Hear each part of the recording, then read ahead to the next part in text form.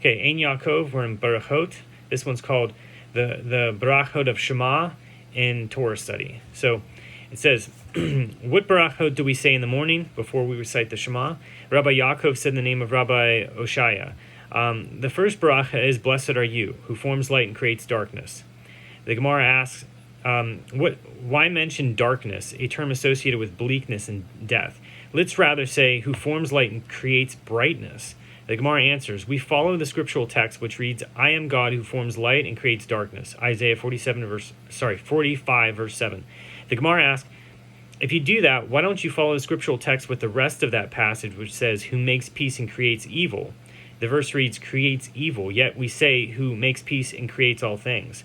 The Gemara answers, we substitute all things for evil as a euphemism.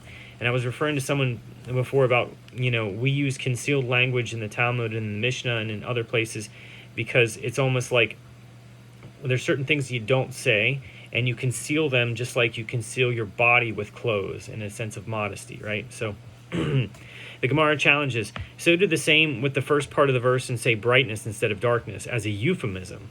Rava replied, there is a reason why we prefer to use the word darkness in the morning. We want to mention the characteristic of the day at nighttime and the characteristic of the night in the daytime. We believe that God is one who dictates both day and night, both happiness and suffering. The Gemara asks, granted that we mention the characteristic of night in the daytime, for we say in the Shachrit, or the morning prayer, who forms light and creates darkness. But where do we find the characteristic of the day mentioned in the nighttime? Abaye replied, you find it in the words of the Ma'ariv, or the evening prayer. He causes the light to recede before darkness and darkness before light.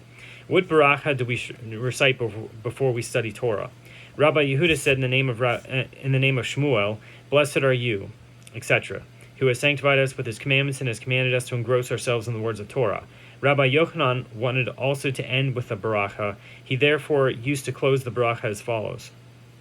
Please God, our Lord, sweeten the words of your Torah in our mouth, in the mouth of your people, the family of Israel. May we and our offspring, the offspring of your people, the house of Israel, all of us know your name and study your Torah. Blessed are you, God, who teaches Torah to his people Israel. Rabbi Hamenuna said, blessed are you, who selected us from all the peoples and gave us his Torah. Blessed are you, God, giver of the Torah.